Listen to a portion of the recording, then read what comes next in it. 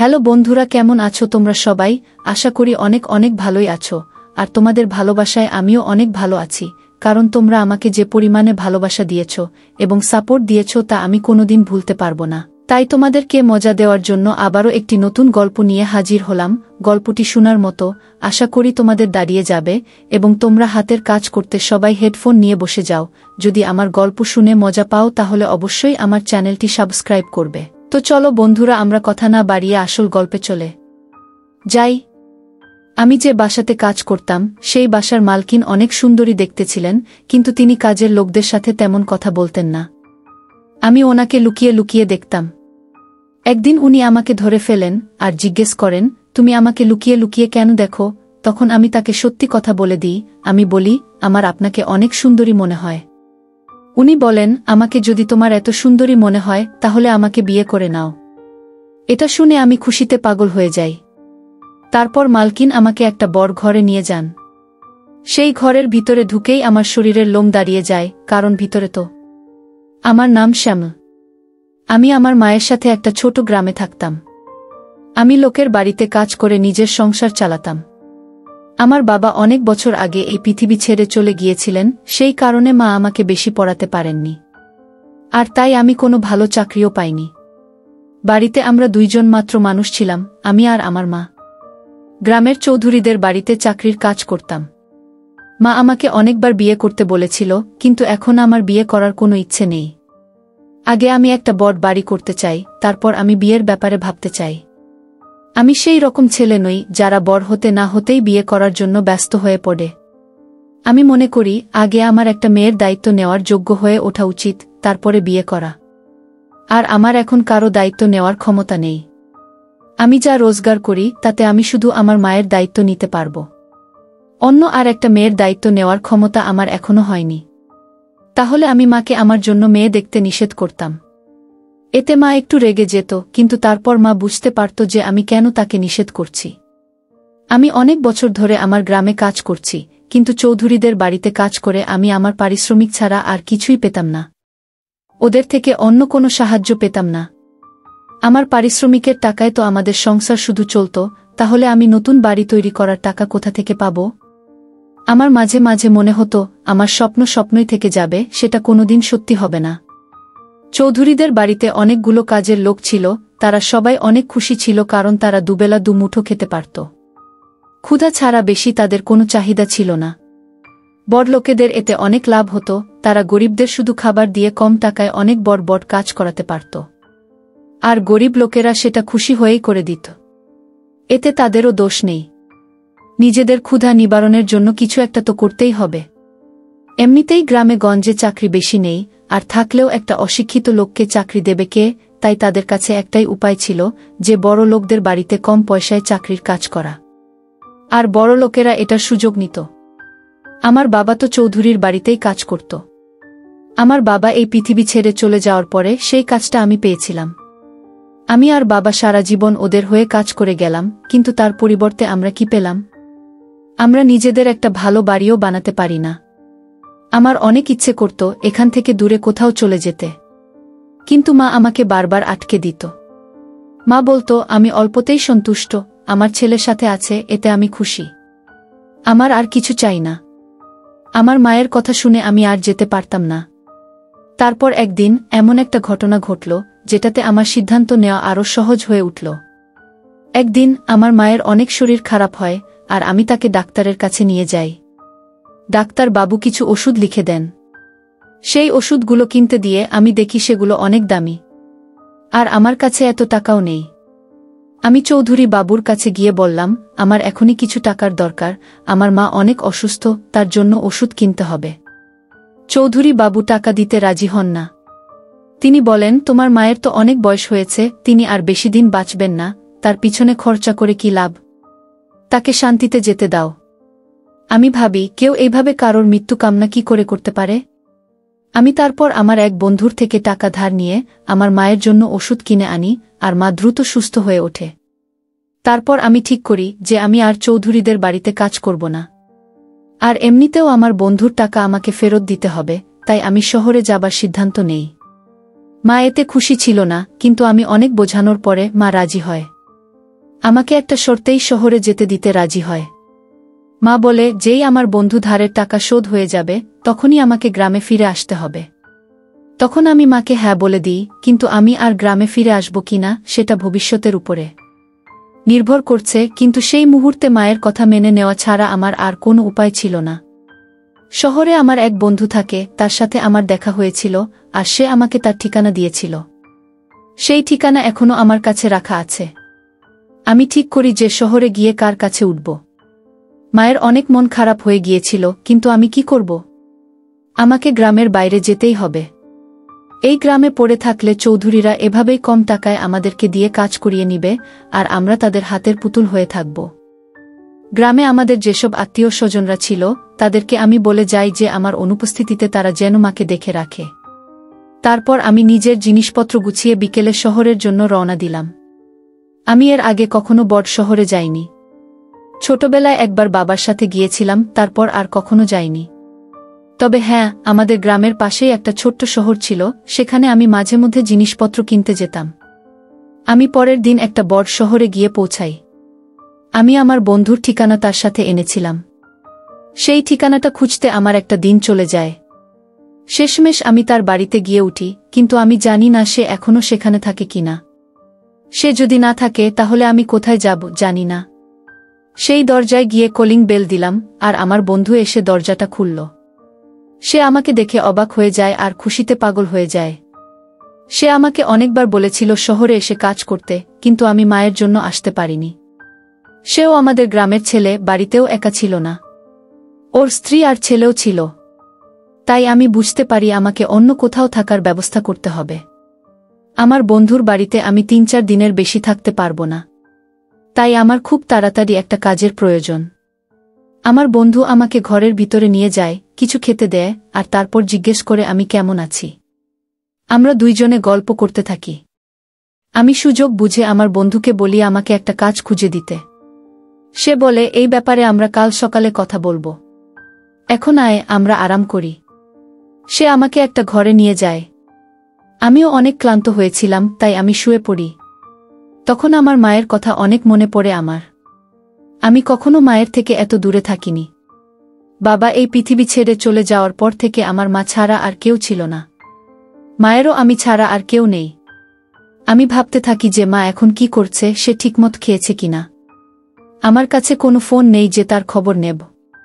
আমার নিজের কোনো ফোন কখনোই ছিল না, কখনো দরকার পড়েনি, আর এত টাকা ছিল না যে একটা ফোন কিনব। আমি বিছানা করে শুয়ে পড়লাম, কারণ আমি অনেক ক্লান্ত হয়েছিলাম। আমি সকালে তাড়াতাড়ি উঠে বন্ধুর সাথে কাজ খুঁজতে যেতে হবে। সকালে আমার বন্ধুর ডাকে আমার ঘুম ভাঙে।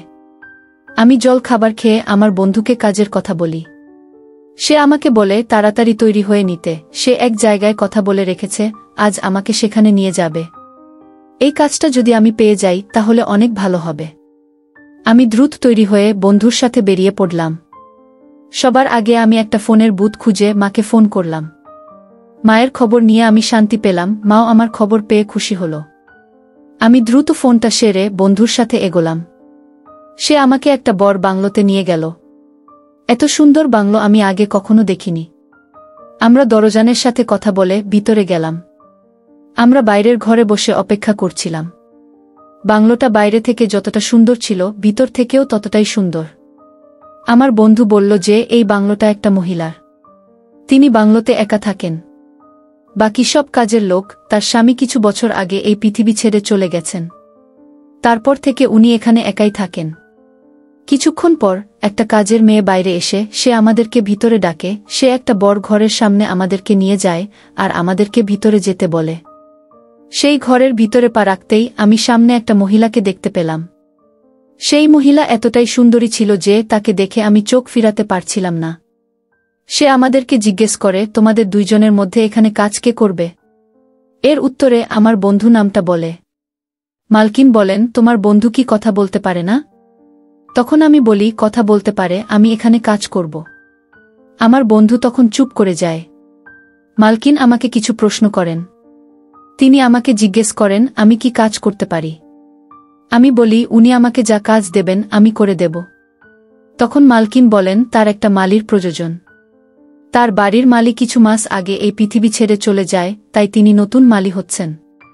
তিনি আমাকে জিজ্ঞেস করেন আমি কি মালির কাজ করতে পারব। কাজটা সহজ ছিল আর পারিশ্রমিকও ভালো পাচ্ছিলাম। তিনি বলেন তার বাংলোতে তিনি আমাকে একটা থাকার জায়গা দেবেন। তাই আমি কিছু না ভেবেই হ্যাঁ বলে দিই। মালকিন বলেন কাল আমি ঘুম থেকে উঠে যেন তোমাকে কাজে দেখতে পাই। এখন তোমরা আসতে পারো। আমরা বাড়ির বাইরে বেরিয়ে এলাম। আমার বন্ধু বলে তোর ভাগ্য অনেক ভালো যে তুই এত কম সময়ের মধ্যে এত ভালো একটা কাজ পেয়ে গেলি। তুই বরং তোর সব জিনিসপত্র এখানে নিয়ে চলে আয়। আমি ভাবি আমার বন্ধু ঠিকই বলছে, তাই আমি বন্ধুর বাড়ি থেকে আমার সাথে জিনিসপত্র সেই বাংলায় নিয়ে চলে আসি। বাংলোর এক কাজের লোক আমাকে একটা ঘর দেখিয়ে দেয় যেখানে আমি থাকব। সেই ঘরটা ভালো ছিল। কাল থেকে আমাকে কাজে যোগ দিতে হবে। এই কাজটা আমার অনেক দরকার ছিল, এর সাথে আমি একটা থাকার জায়গাও পেয়েছিলাম। এটা না পেলে আমাকে আমার বন্ধুর বাড়িতে পড়ে থাকতে হতো। আর কতদিনই বা আমি আমার বন্ধুর বাড়িতে থাকতে পারতাম? তারও তো নিজের ফ্যামিলি আছে, সে কতদিন আমাকে টানতে পারবে? তাই এই কাজটা আমার কাছে ভগবানের আশীর্বাদের মতো ছিল। মালকিন যেমনটা বলেছিল আমি তেমনটাই করলাম। পরের দিন তার ঘুম থেকে ওঠার আগে আমি কাজে যোগ দিলাম। বাংলোটা অনেক বড় ছিল, সেখানে অনেক বড় বাগানও ছিল। আর বাগানে অনেক গাছপালা ছিল, সেগুলোর অবস্থা তেমন ভালো নয়, কারণ বাগানে কোনো মালিই নেই। এখন এইগুলো দেখাশোনা করার দায়িত্ব আমার। আমাকে এই বাগানটাকে আবার সুন্দর করে তুলতে হবে। আমি এখানে অনেক মন দিয়ে কাজ করতে চাই, যাতে মালকিন আমার কাজে খুশি হন, আমাকে বরাবরের জন্য কাজে রেখে দেন। কিছুক্ষণ পরে মালকিন বাইরে আসেন আর আমাকে কাজ করতে দেখে অনেক খুশি হন। তিনি আমার কাছে এসে বলেন তার এরকমই লোক পছন্দ, যারা সময়মতো কাজে আসে আর তার কথা মেনে চলে। এই বলে তিনি ভিতরে যান। বাড়ির বাকি কাজের লোকেরা সব যে যার কাজে ব্যস্ত ছিল। 2 দিন হয়ে গেল আমি বাড়িতে কাজ করছি। আমি একটা জিনিস লক্ষ্য করি যে এই বাড়ির কাজের লোকেরা বেশি একটা কথা বলেন না। তারা নিজেদের মধ্যে কম কথা বলে। আমি যখন তাদের সাথে কথা বলতে যাই তখন তারা কম উত্তর দেয়। আর এখানে সব কাজের লোকেরা এই বাংলোতেই থাকে, তারা কখনো বাইরে যায় না। বাড়ির মালকিনও বাইরে বের হয় না। সকালে একবার বাইরে আসতেন দেখতে যে যেসব কাজের লোকেরা ঠিকমত কাজ করছে কিনা, তারপর ভিতরে চলে যেতেন। আর বিকেলে মাঝে মাঝে একবার বের হতেন। তাছাড়া উনি সারাদিন বাড়িতে থাকতেন। তিনি কোনো কাজের লোকের সাথে বেশি একটা কথা বলতেন না। 1 সপ্তাহ হয়ে গেল আমি এখানে কাজ করছি।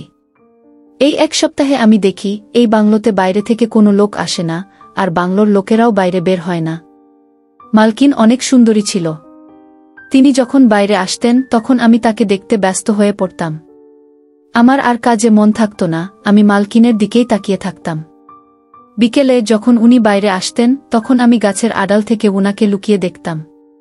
মেয়েদেরকে লুকিয়ে দেখা আমার অভ্যাস ছিল না। মা আমাকে এমন শিক্ষা দেয়নি, কিন্তু জানি না মালকিনের মধ্যে এমন কি ছিল যে আমি নিজেকে সামলাতে পারতাম না। যতদিন যায় তত আমার উনাকে আরও ভালো মনে হতে শুরু করে। একদিন বিকেলে মালকিন বাইরে এসে বসেছিলেন। আমি গাছের আড়াল থেকে উনাকে দেখছিলাম। হঠাৎ উনি নিজের জায়গা থেকে উঠে আমার দিকে আসতে থাকলেন। আমি ভাবলাম হয়তো কোনো কাজের কথা বলবেন। উনি আমার কাছে এসে বললেন, তুমি আমাকে রোজ লুকিয়ে কেন দেখো? এটা শুনে আমার ভয়ে হাত পা ঠান্ডা হয়ে যায়। আমার ভয় হয় উনি যদি আমাকে কাজ থেকে বের করে দেন। আমার নিজের উপর অনেক রাগ হয়। আমি ভাবি কি দরকার ছিল এইসব করার। আমি লজ্জায় মাথা নিচু করে দাঁড়িয়ে রইলাম। উনি আমাকে আবার সেই একই প্রশ্ন করেন। তখন আমি বুঝতে পারি যে আজ আমার বাঁচার কোনো রাস্তা নেই। আমার মনে হয় আমি যদি সত্যি কথা বলি তাহলে আমার শাস্তি কম হতে পারে। আমি মালকিনকে বলি আমার আপনাকে অনেক ভালো মনে হয়, আর তাই আমি আপনাকে লুকিয়ে দেখি। এর জবাবে মালকিন যা বললেন সেটা আমি কখনোই আশা করিনি। তিনি বললেন, তোমার যখন আমাকে এতটাই ভালো মনে হয় তাহলে আমাকে বিয়ে করে নাও। প্রথমে আমার মনে হয় উনি হয়তো আমার সাথে মজা করছেন, কিন্তু তারপর উনি আবার জিজ্ঞেস করেন, তুমি কি আমাকে বিয়ে করবে? তখন আমি কিছু না ভেবেই হ্যাঁ বলে দিই। তখন আমার বিশ্বাস হচ্ছিল না সত্যি এমনটা হতে পারে। মালকিন আমার জবাবে খুশি হয়ে ভিতরে চলে যান। ভিতরে চলে যাওয়ার আগে তিনি বলে যান যে উনি আমাকে বিয়ে করতে প্রস্তুত। আমার এখনো বিশ্বাস হচ্ছিল না যে এমনটা হতে পারে। সবটা কেমন স্বপ্নের মতো মনে হচ্ছিল আমার।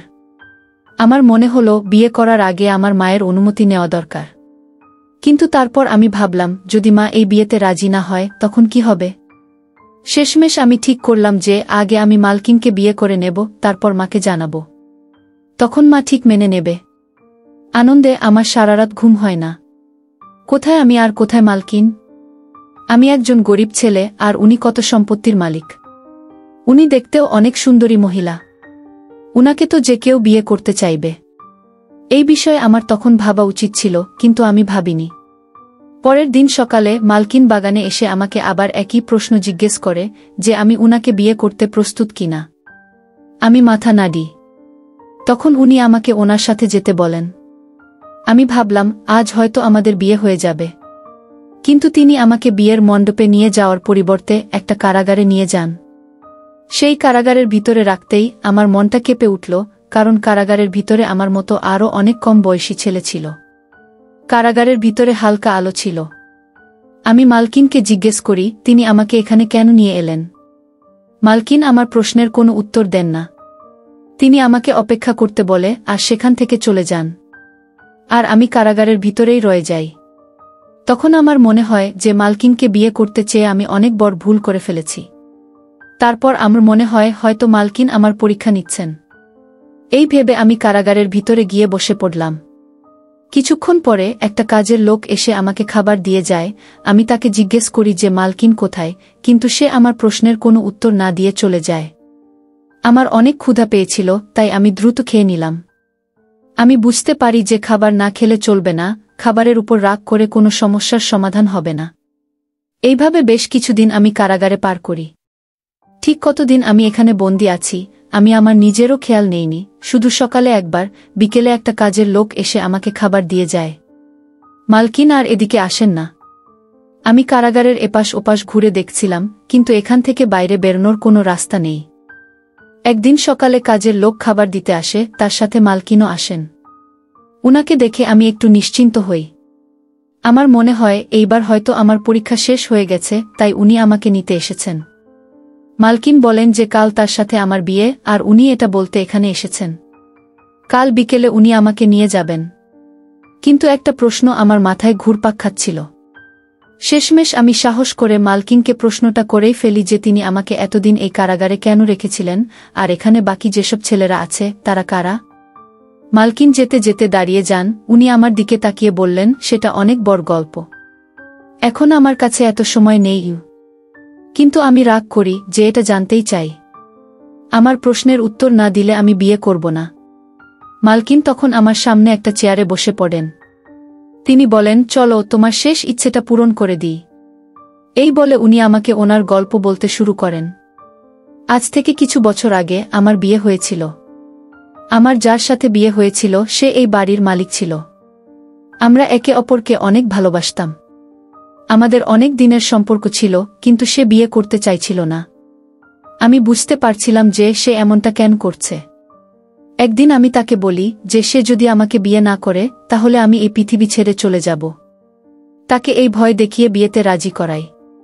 আমাদের বিয়ে হয়ে যায়, কিন্তু বিয়ের প্রথম রাতেই আমার স্বামী আমাকে ছেড়ে চলে যায়।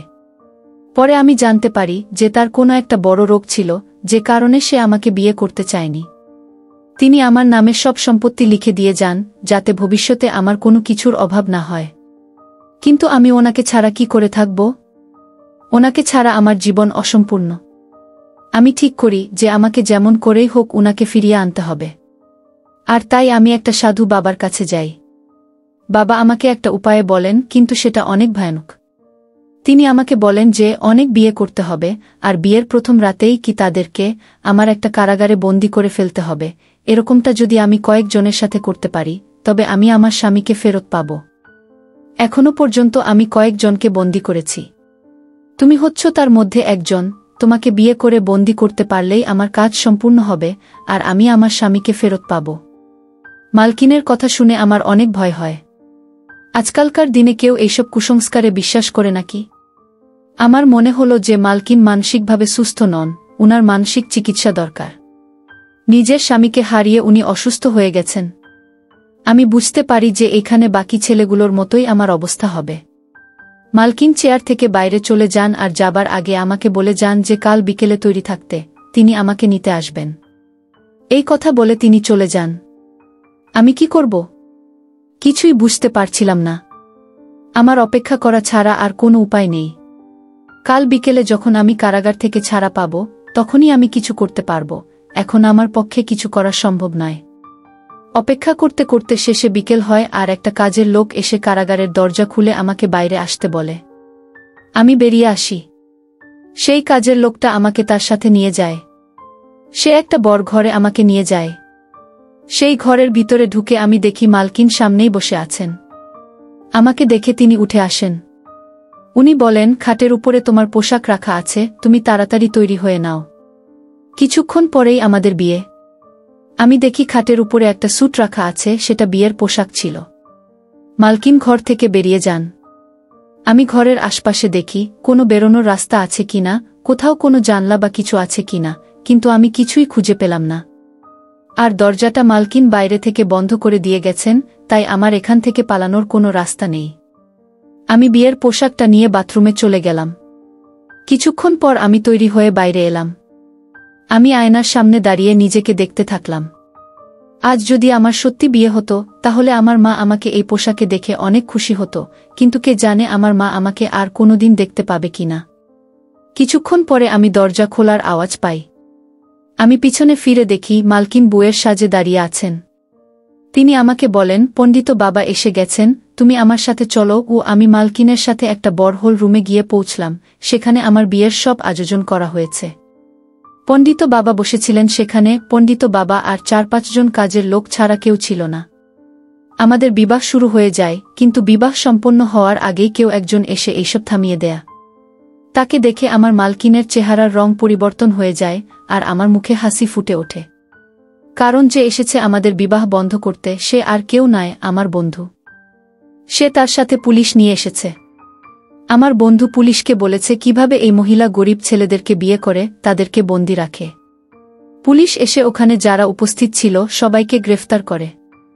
আমি পুলিশকে এই বাংলোর গোপন কারাগারে নিয়ে যাই, যেখানে বাকি সব ছেলেরা বন্দি আছে। পুলিশ সেখানে গিয়ে সেই সব ছেলেদের উদ্ধার করে।